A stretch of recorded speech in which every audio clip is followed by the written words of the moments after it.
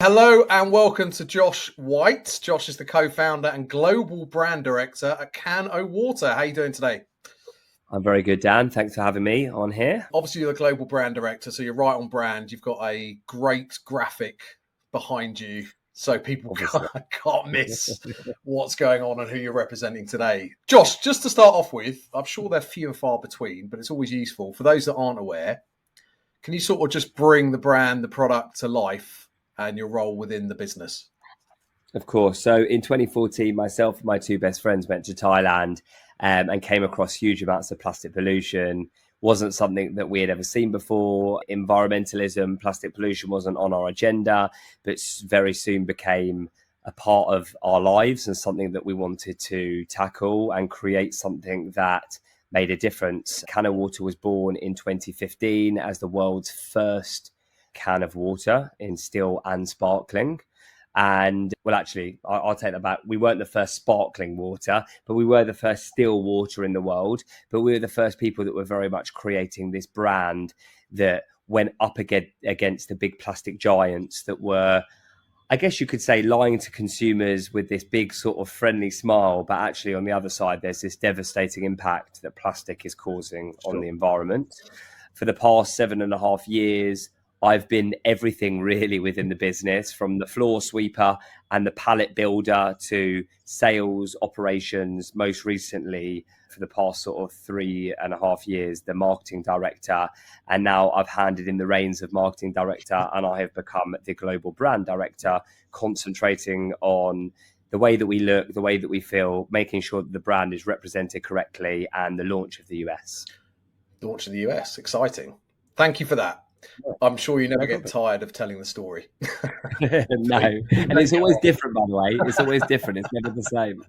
So water in a can still, I guess, somewhat goes a little bit against convention, even though you've done a great job in educating the market. So I guess it's super important to get people to experience the product, right? For sure, definitely. It. And perhaps events are a good place to allow people to do that. My first question, because we're going to talk about events and how CanO Water use them, a general question: why do you think events are a good opportunity for a brand like yourselves?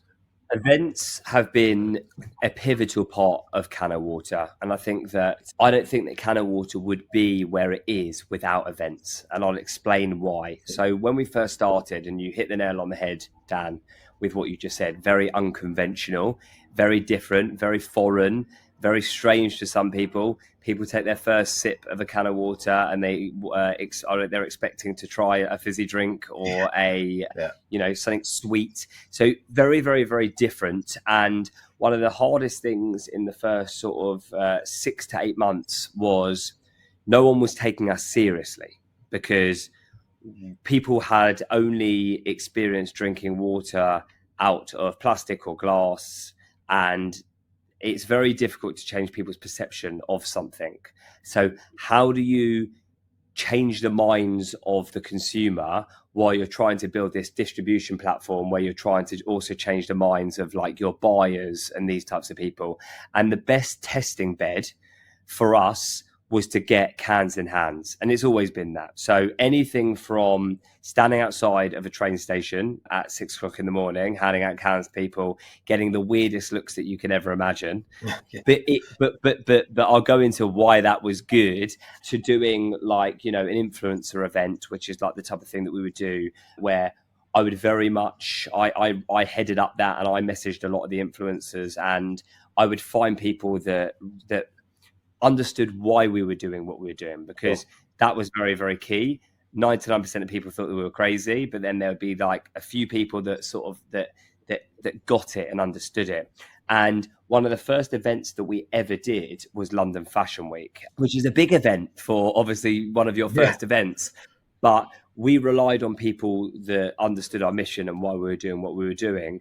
And the guys at London Fashion Week really understood why we were doing it. And, sustainability was something that has been spoken about in the industry for a long time, but everyone's been a bit nervous about jumping away from their big sponsorship deals that they had with maybe, you know, the bigger plastic companies. And that year we saw huge sort of interest from celebrities like David Gandy, Ellie Goulding, Tiny Temper, Dougie from the band McFly. You know, these guys were people that actually cared about sustainability and wanted to make a difference. So what we found with events is, while most of the people that we're speaking to think that we're mad, if we can create a movement, and a movement doesn't, you know, Rome wasn't built in a day type of mentality. If we can start, we started with the three of us. If we can then find 10 people, 20 people, 50 people, 100 people, these tastemakers that were talking about it and care about it and had a voice. And events in the very, very early days were actually the only thing that we could do. We'll obviously go into the expense side of events, which is a very, very different world, and where I probably in our first 5 years, even to now, we probably could have spent 500 million quid if we had gone with all of the. Well, I was going to ask you, Josh. I was going to ask you actually, coming on to that point, and it's interesting and really good, I guess, for my audience to hear what you said and how positive you are about events. And actually, events is a broad church, as you say. It could be an event to you guys is standing outside a tube station, or it could be a big trade show or a big festival. And they've all got their different place in the schedule. So I guess there's so many events to choose from, right? People now approach you. They think you're a good fit. They want a commercial partnership, let's be honest as well. Others you want to get into. How do you choose, and when I say you and the team, the business, which events you decide to participate in? And I guess referencing, you know, things like target audience, whether consumer, whether they align with your values or trade shows, what's the sort of process that you go through? Yeah, so it's different to what it was in the early days, because in the early days it was sort of based on a bit of like founder opinion, in all honesty. And we got it right a lot of the time because we know our brand better than anyone. But then as you get bigger and you become a bit more of a mass market product, you know, it's a lot more than just the founder's opinion. And even though the founders have the DNA in the brand, you need to raise awareness across the board.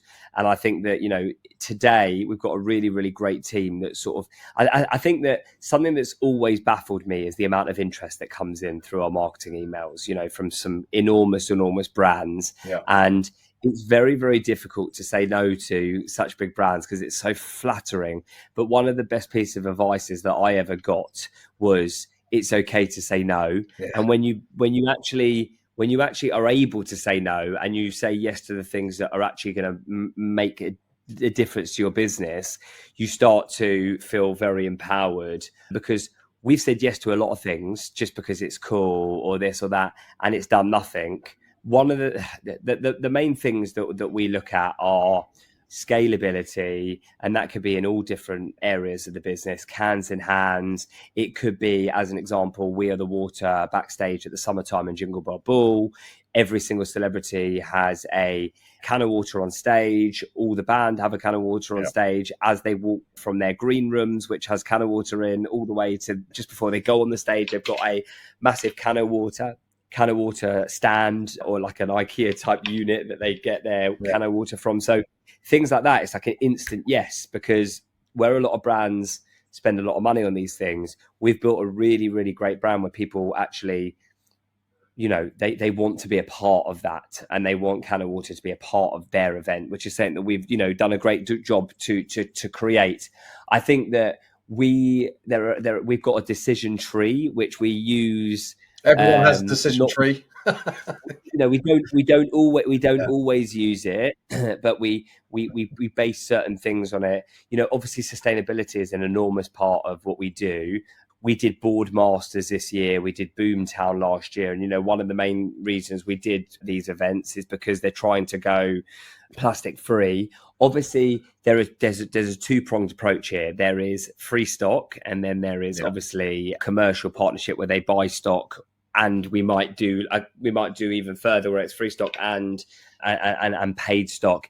It all sort of differs and depends on how much, you know, if a big fashion show or an influencer event, or it's something that's going to get us out there, if they want a case or two, and we believe that it's beneficial for the brand, we're probably just going to do it. If it's something that it doesn't fit our audience values, or it doesn't fit our audience target market, we're probably not gonna, we're not going to do it, because as you can imagine, we have a lot of people coming in. We very much target like an 18 to 34-year-old consumer, more heavily indexed in the 18 to 24-year-old sort of side of it. So lots of festivals, obviously, like a lot of the festivals, food festivals. Yeah, exactly. It isn't just, I think that's, that's, some people just associate us with the music side of things, and actually it really isn't. Like we do some really, really interesting stuff, whether it be, things with the BBC or ITV, opportunities within sport, not, as I said, not just music. Food is absolutely enormous. Something that we work very, very hard on is like lunchtime occasions. So, that sort of lunchtime occasion where people, obviously plastic bottles are rife and people are going to buy a plastic bottle. That could be in your, away from events, that could be like your bakery to your event village type of thing. It sort of, it varies, but I wouldn't say it's early days, because we're a scale-up brand, but we sort of, there are rules, but rules are meant to be broken if it's broken for the right reasons. Do you know what I mean? Yeah. And you do an event, or you're booked in to do an event, in whichever way, shape, or form. You want to obviously maximise your opportunity there. So there's a lot of preparation that goes into it. And also, when you come off the back of it, I guess you want to sit down and go, that's been a success, right? I mean, sometimes it's a bit gut, as you say, it's a gut feeling, this is the right thing. So you don't overthink it. But others, especially, I guess, when you're investing some money and resource into it, you want to understand how it's worked. So you might want to do it again next year. How do you set about measuring a success of an event? Let's take, for example, I saw you guys at Taste in London. I was down there with my youngest daughter, who had, I sent you a little video having a cat. Yeah. It was that moment you spoke about, because she looked at it and I'd never seen it. Yeah. Right? Yeah. So is that success? How do you measure it? Is it success like these days, people posting on social media unintentionally, you don't know it's happening? Give us a flavour, maybe just that event or any other event, how you sit down afterwards and say that was really good. For sure. The difficulty for a non-e-commerce brand and a product like water, which isn't a high value product, is you have to work out the way to measure success because there is no formula to measure success really, unless you've got KPIs for that particular event. Like we want to get out X amount of cans, and we've been doing a lot of brand health studies, and we can see that the brand is growing. We believe that's from, we'll do that every sort of 6 months, and we will attribute that to the things that we've done within that 6 months. That could be events, that could be, digital media, social media stuff, et cetera, et cetera. So I think that where it's funny, what I always attribute a lot of success to word of mouth. And when I always see when more people are talking about CanO Water, whether it comes in through trade or it comes in through, even people like yourself sending me pictures as an example. We know when, we know probably 6 months later when something's been done right, because we'll have like an influx of people sort of talking about us, and more people are ordering because there's a little bit more sort of talkability. Events has always been at the heart of CanO Water, as I said at the beginning, and we've always done more. So I can sort of safely say that events have been a great awareness piece for CanO Water, but it is very, very difficult to measure success, especially when you have to give out serious amounts of stock, especially as a water. We'll obviously talk about activations, which is where the cost obviously comes into things, but trade shows, as an example, is a different side, because you can actually measure success very quickly, because you can obviously, and obviously lunch taste isn't really a trade show, even though there's a lot of trade there. But a trade show like lunch, which is what we're doing in 2 weeks' time at Excel, we'll be taking people's details, we'll be following up with those leads, we'll very much be able to see whether any of the leads have actually sort of come into fruition, and if people have bought CanO Water, and therefore you can see whether it's a success. You can, and the good thing about one like that is you can spend decent money and you only need one or two big accounts to really pay it off. And I think that's quite a comfortable thing to do, even though we actually don't do as many sort of trade shows throughout the year. Talk to me about I'm interested to talk to me about, I mean, I guess what we're saying is, and it's the same with a lot of the marketing, attribution, and there's lots of talk about last click attribution and whether it's come from Google, whether it's come from I mean, that's been going on for years and years and years, and everyone's been coming up with methodologies to substantiate their view. Who knows if we get there, but as you say, some of it is gut, and then overall has the brand value, the brand lifted, of sales lifted over a period of time. Some of my audience are from the trade show world, so I'm interested to explore a bit further what you just said. And I think before we started, you said that you'd been at this particular trade show lunch for a few years, and you've sort of grown your presence there. Talk to me about what you see to be the benefits of being at a trade show. I think there are a lot of benefits. I think that one thing is you have to stand out. Yeah.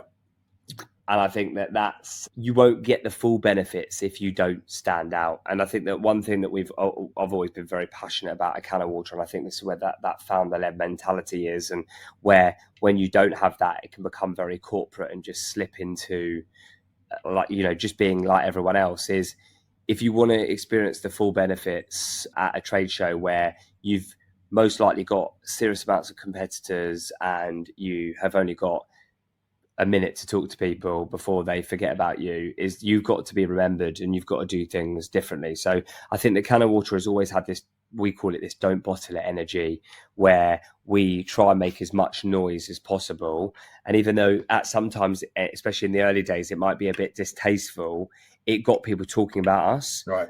And I think that, small little things like, everyone would be very smartly dressed. We would dress in like full CanO tracksuits and different sort of, outfits in the early days. And we would actually create an outfit for a trade show just so we sort of stood out. We've always tried to do things a bit differently with music or inject energy into certain things. And I think that it's super, super important that to not get scared of doing the same thing and slipping into the same thing that everyone else does, because that is where the energetic brand that you've created just starts to fall flat. And in all honesty, I've seen it happen with so many brands. So I think from a beneficial perspective, as long as you're standing out, you can gain those benefits. You can meet people that you would never have, obviously one of the main things is you've got some great buyers that are going to be there that you've been trying to email for the past however long, and you can't get in front of them, and they're there. And that's where that standout bit is super important. But also it's just, you can get that energy out there in front of people that, everyone likes to think that everyone can see their brand. And the truth is that very few, we've been doing CanO Water for 7 years, and I still speak to people in the industry and they don't see anything that we do. And it is with very little budgets compared to the big companies. You've got to be resourceful and stand out, and you've got to be sort of in these people's sort of faces. So I think that it's very, very beneficial. You have to follow up with the leads, obviously, and you have to push harder than you've ever pushed before. But as I said before, the main benefit is that it pays for itself. Whereas the difficulty of other events and putting money into other events is you could spend 100 grand on an activation and it does nothing. Yeah. And that's the thing that's always sort of scared me, is that how do you measure success then when you've put a big chunk of your budget as a small brand into a big festival where you don't know whether it's going to create brand awareness, or you don't know. And I've seen it happen so many brands where in their first few years they spend all their budget, and for the next 3 years they are like they're in a lot of trouble because they thought that was the right. Whereas we never did that.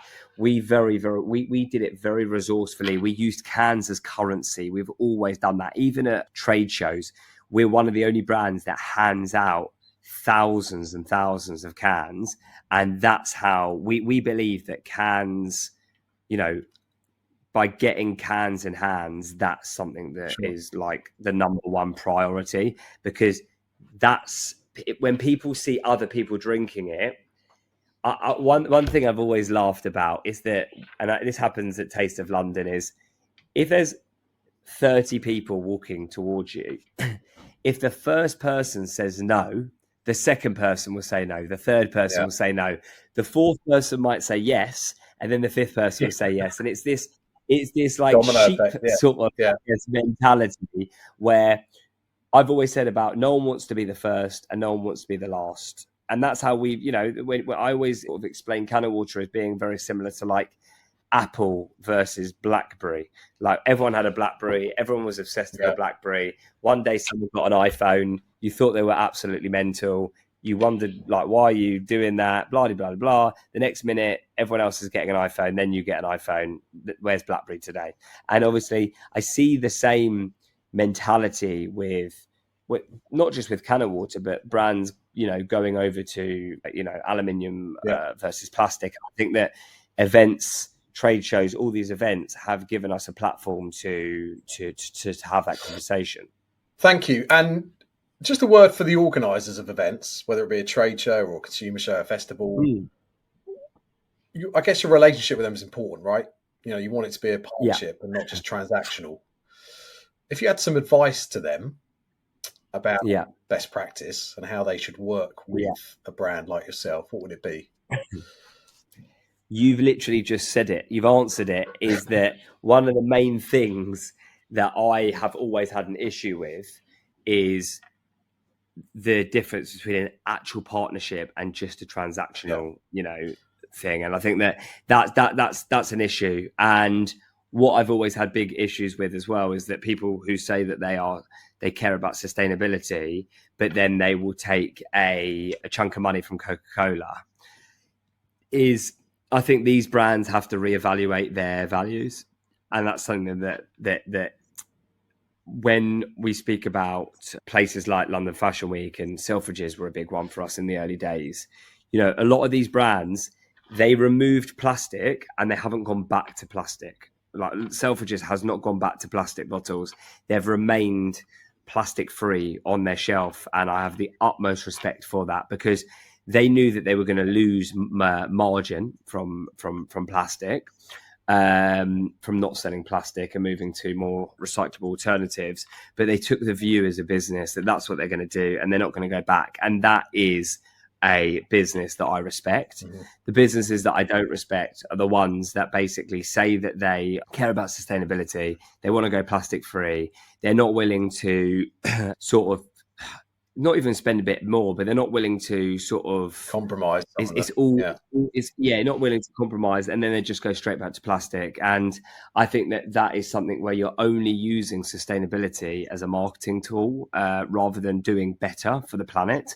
And I think that we are in a place now where businesses are becoming more sustainable, obviously, as we know, hence the growth of CanO Water and the sustainability market. But it's these brands and these businesses that the planet relies on to do good.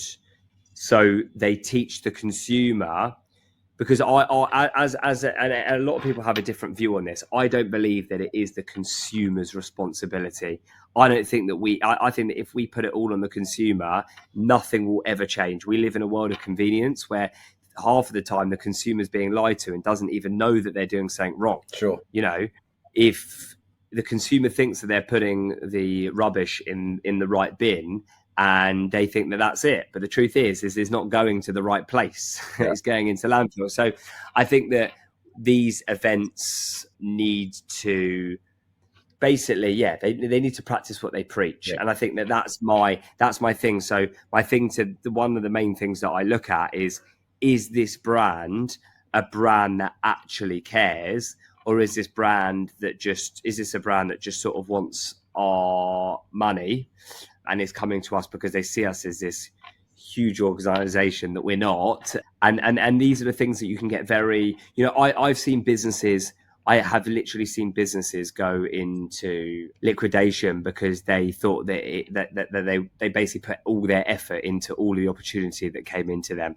And the truth is that what happened is that they did this event, or they went into this retailer, and it didn't do anything for their brand because their values didn't line up. And after a while, they just, sure, the consumer knows nothing about them. And I think that what we try and do is we try our best to make sure that when we do an event, people understand why CanO Water is there, and it doesn't just go over their head, because you could be at any event, and unless the consumer knows why you're there. So we do a good job of making sure, and we can't do the best job ever because we don't have the money to educate everyone, but we do try our best to make sure that people know that when they have a can of water, that is because it's better than a plastic bottle. Sure. Thank you.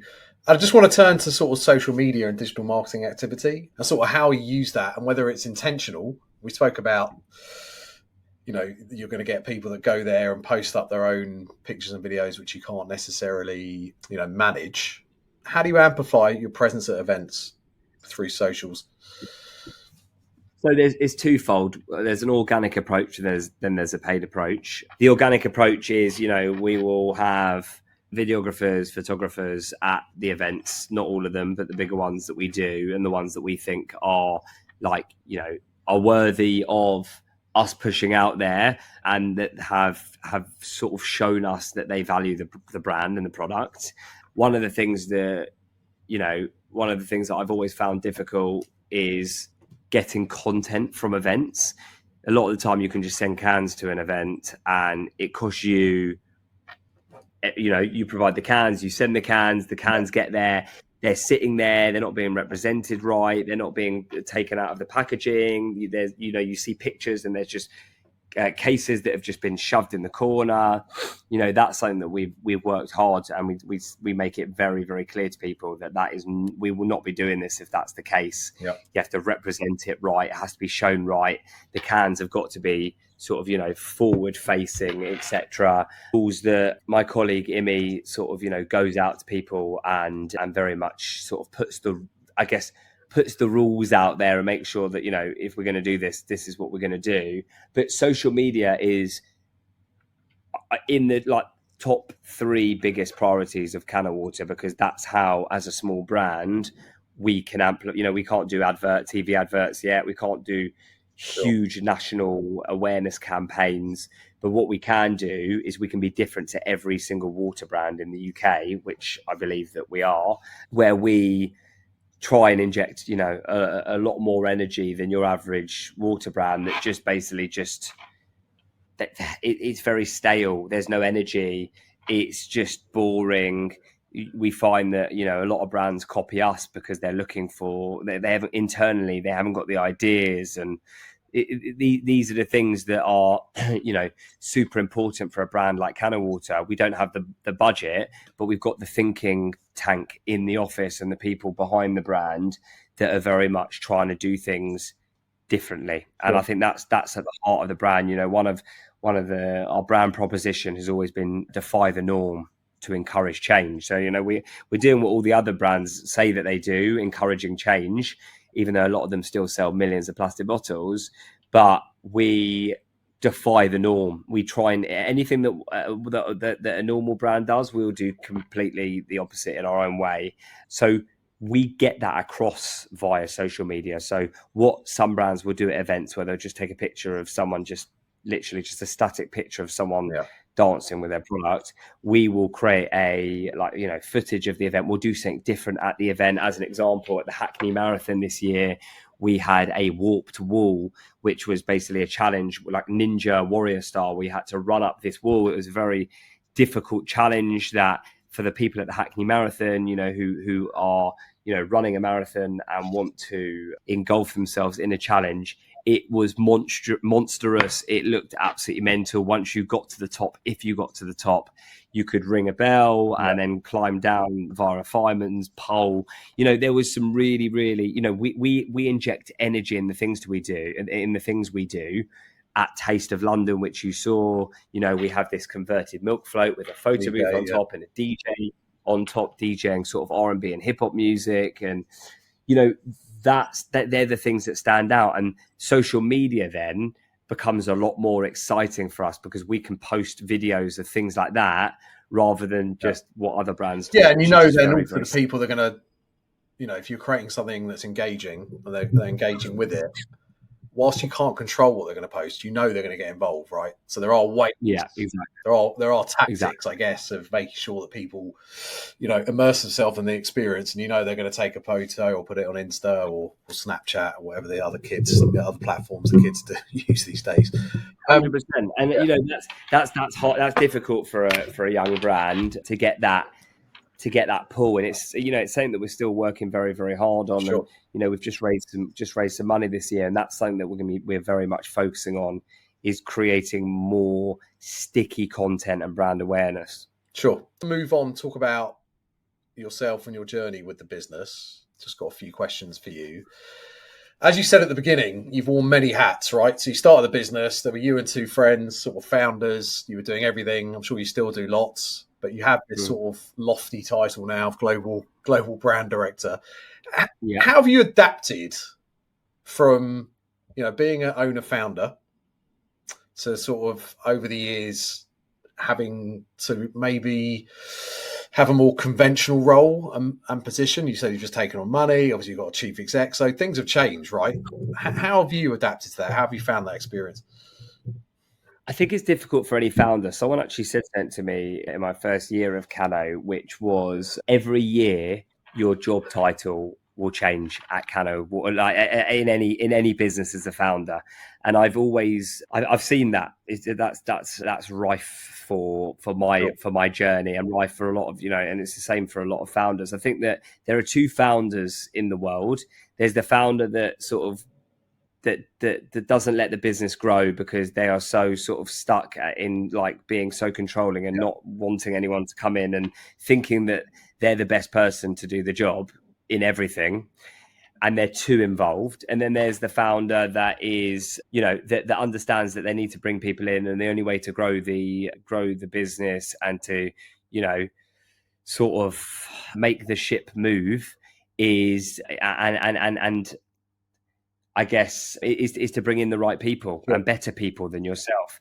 I've always been of the opinion that I am not God's gift, and I'm not great at everything, and I know what my strengths and my weaknesses are. But at the same time, on the second founder piece, you can't step too far away, because you need to make sure that the DNA of the business and that the brand not only is represented right from for us from a creative standpoint, but also that one of my biggest fears is I never want to become a corporate, especially in the first, especially now, I never want to do corporate things, because then we just are the same as every other brand.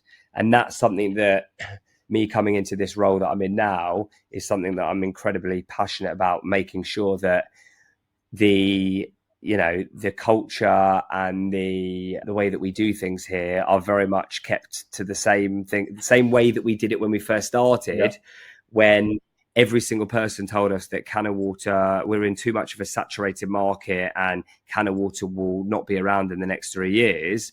The reason it's around now is because of the things that we did in the first 3 to 4 years, which was very much, we stood out, we were different. So I think that it's very, very difficult as a founder to accept that you've got to go from here to here to here. But on the positive side, that's how a business grows, and I think that this is my first business. I started this at 22 years old.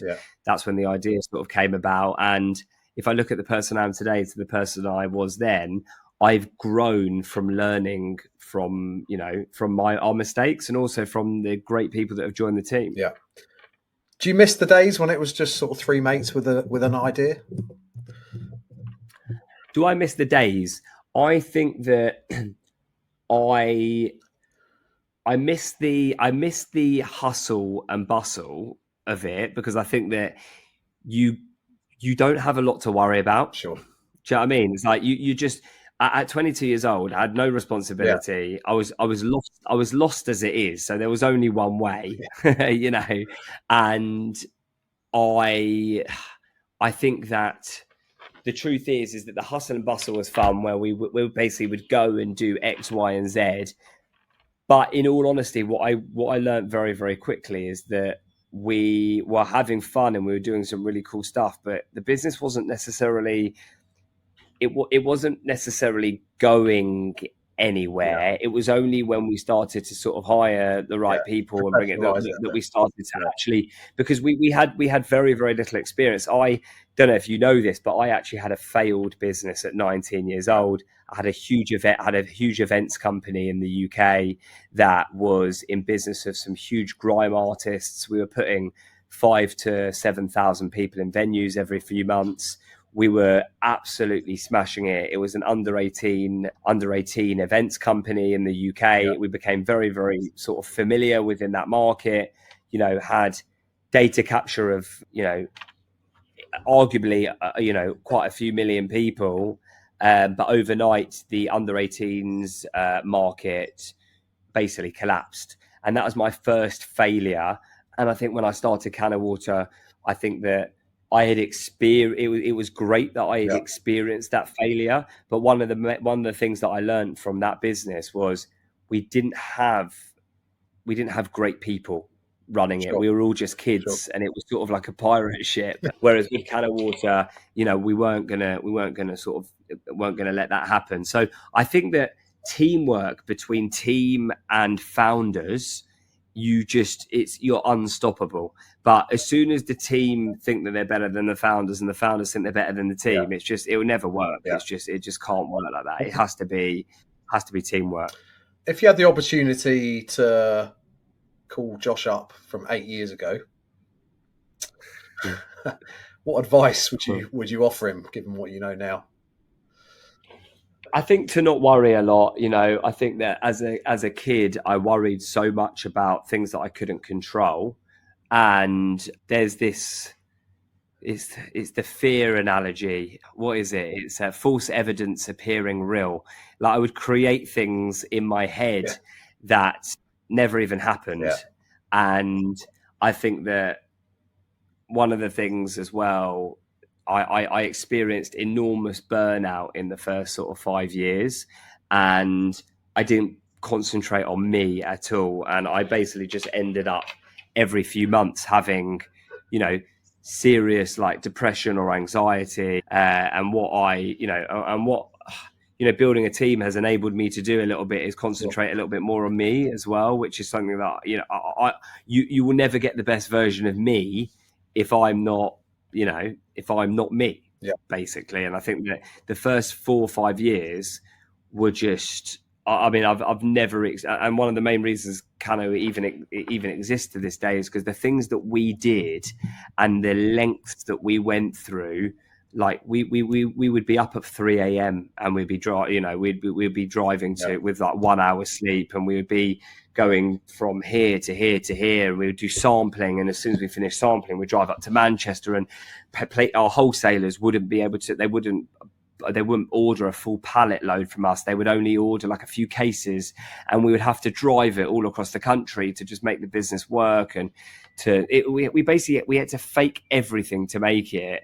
And I wouldn't say that I look back at that side. I wouldn't say that I miss it, but I'm really glad that I did it. Yeah. Because I think that in life, if you go around saying that you did X, Y, and Z, but actually people did it for you, Sure. I don't believe that you've got the full, you've got the full package or the full experience. And I think that one thing that I can safely say is that the three of us built everything ourselves in the early days. And the reason we are where we are today is because we didn't get people to do it for us, because I've seen a very, very large brand grow in the UK and completely fall because they basically, one of the things that they did is that the founders basically just got everyone else to do everything for them. Yeah. And then you just lose yourself. Sure. What was that one moment where you thought, look what we've achieved? Sort of a pinch me moment.